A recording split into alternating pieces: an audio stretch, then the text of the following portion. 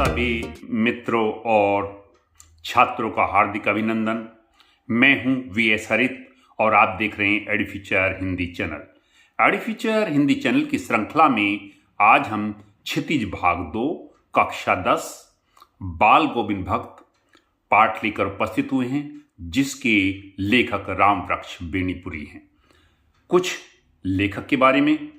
लेखक रामवृक्ष बेनीपुरी, नाम रामवृक्ष बेनीपुरी, जन्म 23 दिसंबर 1899, जन्म स्थान बेनीपुर मुजफ्फरपुर बिहार।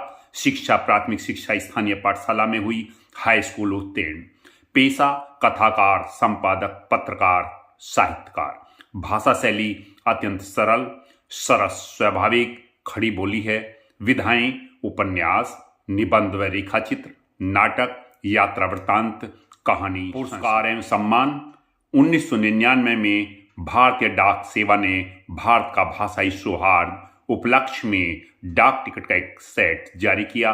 बिहार सरकार द्वारा वार्षिक अखिल भारतीय रामवृक्ष बेनीपुरी पुरस्कार दिया जाता है। निधन 9 सितंबर 1968 मुजफ्फरपुर में। बाल गोविंद भक्त। प्रस्तावना। बाल गोविंद भक्त नामक रेखाचित्र के माध्यम से रामवृक्ष बेनीपुरी जी ने मनुष्यता, लोक संस्कृति एवं सामूहिक चेतना का प्रतीक एवं विलक्षण चरित्र का उद्घाटन किया है। लेखक ने बताया है कि मनुष्य वेशभूषा या बाह्य अनुष्ठानों से सन्यासी नहीं होता, अपितु मानवीय गुणों के आधार पर ही मनुष्य सन्यासी हो सकता है। मानवीय गुणों के आधार पर ही लेखक ने बाल गोविंद भक्त को एक सन्यासी माना है। प्रस्तुत रेखाचित्र में समाज में फैली हुई विभिन्न बुराइयों व विसंगतियों और रीति रिवाजों व रूढ़ियों पर करारा प्रहार किया गया।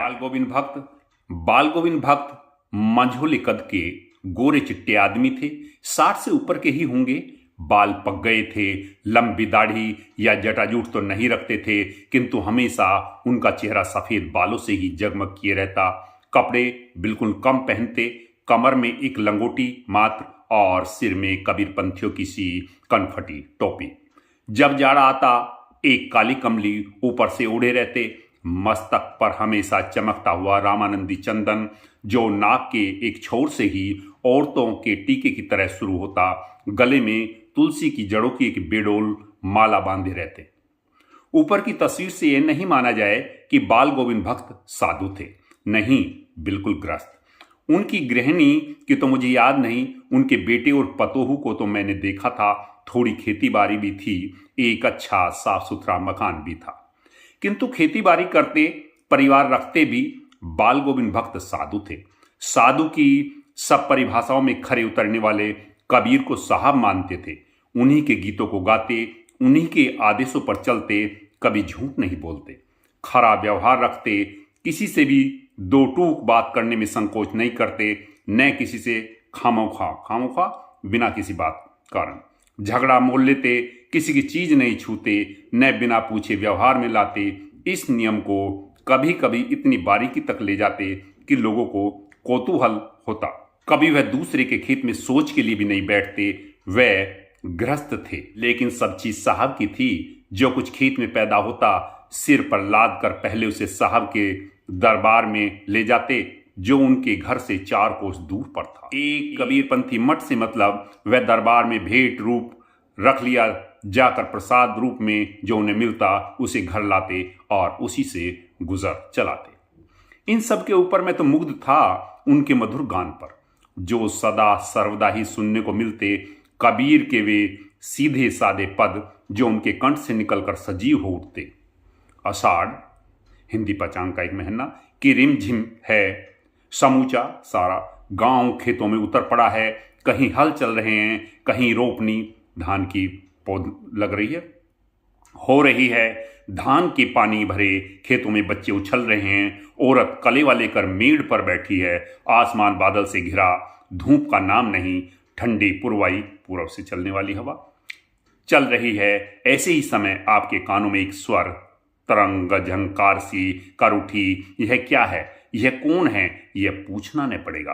बाल गोविंद भक्त समूचा शरीर कीचड़ में लिथड़े अपने खेत में रोपनी कर रहे हैं। उनकी अंगुली एक एक धान के पौधे को पंक्तिबद्ध कतार से खेत में बिठा रही है। उनका कंठ एक एक शब्द को संगीत के जीने पर चढ़ाकर कुछ को ऊपर स्वर्ग की ओर भेज रहा है और कुछ को इस पृथ्वी की मिट्टी पर खड़े लोगों के कानों की ओर। बच्चे खेलते हुए झूम उठते हैं। मेड़ पर खड़ी औरतों के होठ कांप उठते हैं। वे गुनगुनाने लगती हैं। हल चलाने वाले व्यक्ति के पैर ताल से उठने लगते हैं। रोपनी करने वालों की उंगलियां एक अजीब अनोखे क्रम में चलने लगती हैं। बाल गोविंद भक्त का यह संगीत है या जादू। भादो एक हिंदी पंचांग महीना। भादो की वह अंधेरी अधरतिया आधी रात। अभी थोड़ी देर पहले मूसलाधार वर्षा खत्म हुई है। बादलों की गरज, बिजली की तड़प में आपने कुछ नहीं सुना हो, किंतु अब झिल्ली की झंकार या दादुर की टर बाल गोविंद भक्त के संगीत को अपनी कोलाहल में डुबो नहीं सकती। उनकी खंजड़ी एक बजाने वाला यंत्र डिमक डिमक बज रही है और वे गा रहे हैं। गोदी में प्यवा प्रेतम, चमक उठे सखिया, चिहक उठे ना। हाँ, पिया तो गोद में ही है, किंतु वह समझती है वह अकेली है। चमक उठती है, चिहक उठती है। उसी भरे बादलों वाले भादों की आधी रात में उनका यह गाना अंधेरे में अकस्मात अचानक कौंध उठने वाली बिजली की तरह हर किसी को चौंका देता है। अरे, अब सारा संसार निस्तब्धता यानी कि बिना किसी आवाज के आराम से में सोया है। बाल गोविंद भक्त का संगीत जगा रहा है। तेरी गठरी में लागा चोर, मुसाफिर जाग जरा। कातिकाया नहीं कि बाल गोविंद भक्त की प्रभातियां शुरू हुई जो फागुन तक चला करती थीं। इन दिनों वह सवेरे ही उठते, न जाने किस वक्त जगकर वह नदी स्नान को जाते। गांव से 2 मील दूर वहां से नहा धोकर लौटते और गांव के बाहर ही पोखरे के ऊंचे भिंड पर अपनी खंजड़ी लेकर जा बैठते और अपने गाने टेढ़ने लगते। मैं शुरू से ही देर तक सोने वाला हूं, किंतु एक दिन माघ एक हिंदी पंचांग महीना माघ की उस दांत किटकिटाने वाली भोर में ही उनका संगीत मुझे पोखरे पर ले गया था। अभी आसमान के तारों के दीपक बुझे नहीं थे। हाँ, पूरब में लोही लालिमा लग गई थी, जिसकी लालिमा को शुक्र तारा और बढ़ा रहा था।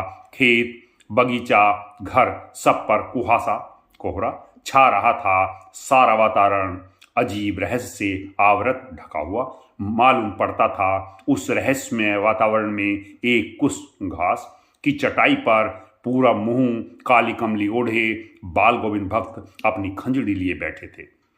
उनके मुंह से शब्दों का तांता लगा था। उनकी अंगुलियां खंजड़ी पर लगातार चल रही थी। गाते गाते इतने मस्त हो जाते, इतने सरूर में आते, उत्तेजित हो उठते कि मालूम होता अब खड़े हो जाएंगे।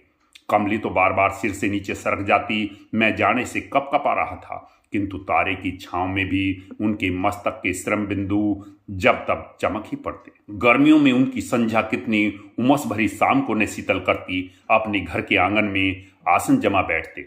गांव के उनके कुछ प्रेमी भी जुट जाते। खंजड़ियों और करतालों की भरमार हो जाती। एक पद बाल गोविंद भक्त कहे जाते।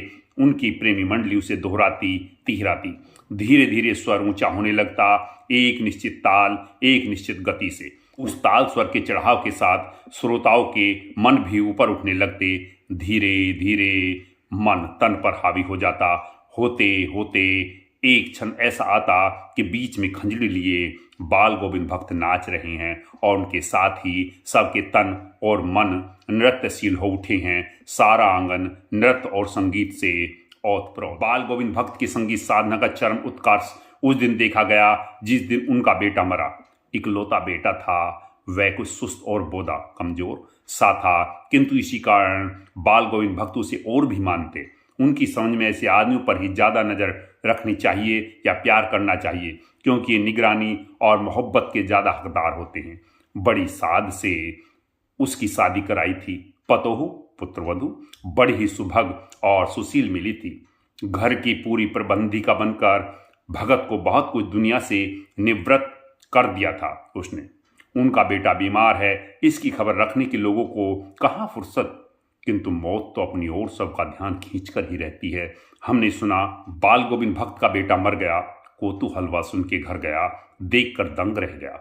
बेटे को आंगन में एक चटाई पर लिटाकर एक सफेद कपड़े से ढांक रखा है।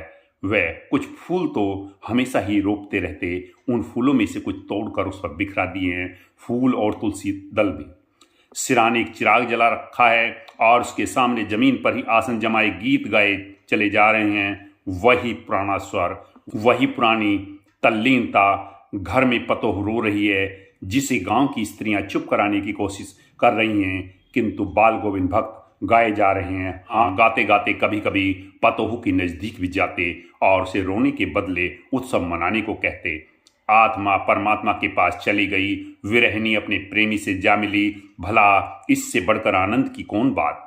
मैं कभी कभी सोचता यह पागल तो नहीं हो गए, किंतु नहीं, वह जो कुछ कह रहे थे उसमें उनका विश्वास बोल रहा था, वह चरम विश्वास जो हमेशा ही मृत्यु पर विजयी होता आया है। बेटे के क्रियाक्रम में तूल नहीं किया, पतोहू से ही आग दिलाई उसकी, किंतु जो ही श्राद्ध की अवधि पूरी हो गई, पतोहू के भाई को बुलाकर उसके साथ कर दिया, यह आदेश देते हुए कि इसकी दूसरी शादी कर देना। इधर पतोहू रो रो कर कहती, मैं चली जाऊंगी तो बुढ़ापे में कौन आपके लिए भोजन बनाएगा, बीमार पड़े तो कौन एक चुल्लू पानी भी देगा। मैं पैर पड़ती हूँ, मुझे अपने चरणों से अलग नहीं कीजिए। लेकिन भक्त का निर्णय अटल था, तू जा, नहीं तो मैं ही इस घर को छोड़कर चल दूंगा। यह थी उनकी आखिरी दलील, और इस दलील के आगे बेचारी की क्या चलती। बाल गोविंद भक्त की मौत उन्हीं के अनुरूप हुई। वह हर वर्ष गंगा स्नान करने जाते, स्नान पर उतनी आस्था नहीं रखते जितना संत समागम और लोक दर्शन पर। पैदल ही जाते, करीब 30 कोस पर गंगा थी, साधु को संबल लाने का क्या हक, और गृहस्थ किसी से भिक्षा क्यों मांगे, अतः घर से खाकर चलते तो फिर घर पर ही लौट कर खाते। रास्ते भर खंजड़ी बजाते गाते, जहां प्यास लगती पानी पी लेते। 4-5 दिन आने जाने में लगते, किंतु इस लंबे उपवास में भी वही मस्ती। अब बुढ़ापा आ गया था, किंतु टेक वही जवानी वाली। इस बार लौटे तो तबीयत कुछ सुस्त थी, खाने पीने के बाद भी तबीयत नहीं सुधरी। थोड़ा बुखार आने लगा, किंतु नेम व्रत तो छोड़ने वाले नहीं थे। वहीं दोनों जून गीत, स्नान ध्यान, खेती बाड़ी देखना दिन दिन छीजने लगे। लोगों ने नहाने धोने से मना किया, आराम करने को कहा, किंतु हंसकर टाल देते रहे। उस दिन भी संध्या में गीत गाए, किंतु मालूम होता जैसे तागा टूट गया हो। माला का एक एक दाना बिखरा हुआ। भोर में लोगों ने गीत नहीं सुना, जाकर देखा तो बाल गोविंद भक्त नहीं रहे, सिर्फ उनका पंजर पड़ा। वृक्ष बेनीपुरी। आप चैनल को लाइक करें, सब्सक्राइब करें, कमेंट्स करें। इसका दूसरा भाग जल्दी ही प्रकाशित किया जाएगा। धन्यवाद।